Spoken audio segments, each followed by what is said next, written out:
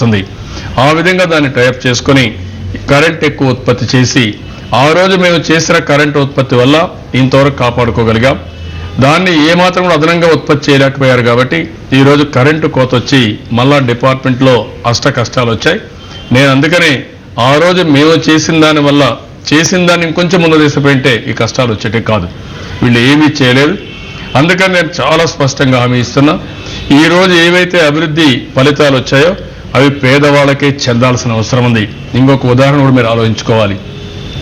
ఈరోజు ప్రపంచంలో ఉండే ధనికులందరూ కూడా భారతదేశంలో ఎక్కువగా ఉన్నారు. ప్రపంచంలో 10 మంది ధనికులు అగ్రస్థానంలో ఉన్న ఒకసారి ఆలోచిస్తే 4 భారతదేశంలో ఉన్నారు. అంతేకాకుండా ప్రపంచంలో ఉండే బాగా డబ్బులుండే వాళ్ళందరినీ చూస్తే 140% భారతదేశంలో ఉన్నారు.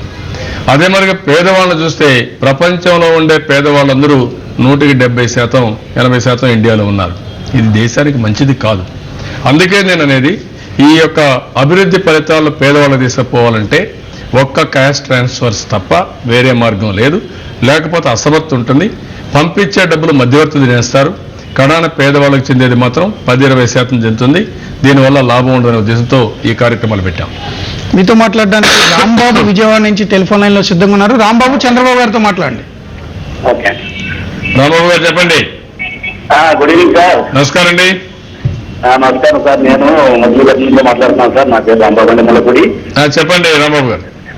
సార్, మనం ప్రస్తుతం పార్టీలో మన గ్రామ స్థాయిలో కానీ పట్టణ స్థాయిలో కానీ ఉన్న మన పార్టీ కమిటీలు ఉన్నాయి కదా సార్. అవునండి.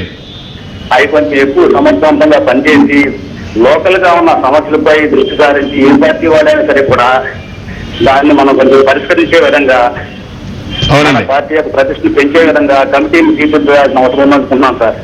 అదే రాంబాబు గారు, మీరు చెప్పింది ఏ పార్టీకి లేనటువంటి కమిటీలు తెలుగుదేశం పార్టీకి ఉన్నాయి.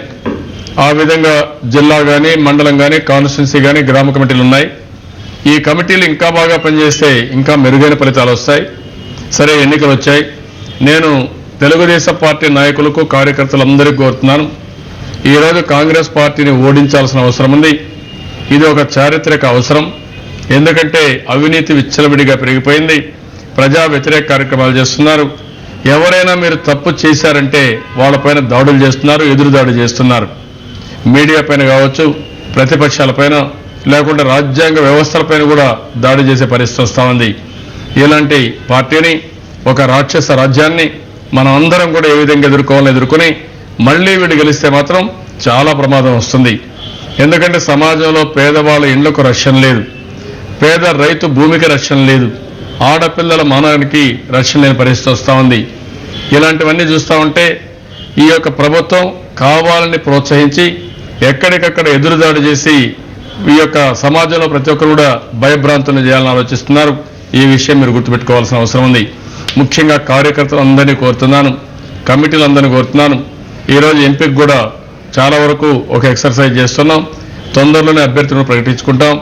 అయితే ఏ అభ్యర్థిని ప్రకటించినా మెరిట్ ప్రకారం చేస్తాం కాబట్టి మీరందరూ ఆలోచించాల్సింది తెలుగుదేశం పార్టీని గెలిపించాలి. తెలుగుదేశం పార్టీ బలపరిచిన మిత్రపక్షాల అభ్యర్థిని, మహాకూటమి అభ్యర్థిని మీరు గెలిపిస్తే రాబోయే రోజుల్లో ఏం కావాలంటే మనం చేసుకునే అవకాశం ఉంటుంది. అది దృష్టిలో పెట్టుకోవాల్సిందిగా అందరినీ కోరుకుంటూ దీనికి ఒక మంచి ఎలక్షన్ మేనిఫెస్టో కూడా ఇచ్చాం. ఈరోజు క్యాష్ ట్రాన్స్ఫర్ సిస్టమ్ ఇచ్చాం. అదే మరి ఉచిత టీవీ ఇచ్చాం. ఇంకో పక్కన ఆరోగ్య బీమా కూడా మనం ఒకటి పెట్టాం. ఇదే కాకుండా ఈరోజు చూస్తే రైతులకు ఒక పాలసీ పెట్టాం. రేపు నుండి ఇంకొన్ని పాలసీలు ఇస్తాం. ఈ పాలసీలన్నీ సమర్థవంతంగా ప్రజలకు అర్థం చేసుకునే విధంగా మీరు చెప్పాలి. ఆ విధంగా ఇంటింటికి వెళ్ళాలి, ప్రతి ఒక్క వ్యక్తిని కలవాలి. ప్రతి ఒక్క వ్యక్తికి అర్థమయ్యేదిగా మీరు చెప్పగలిగితే మంచి ఫలితాలు వస్తాయి. అవి చేయాల్సిందిగానే మిమ్మల్ని కోరుకుంటున్నాను.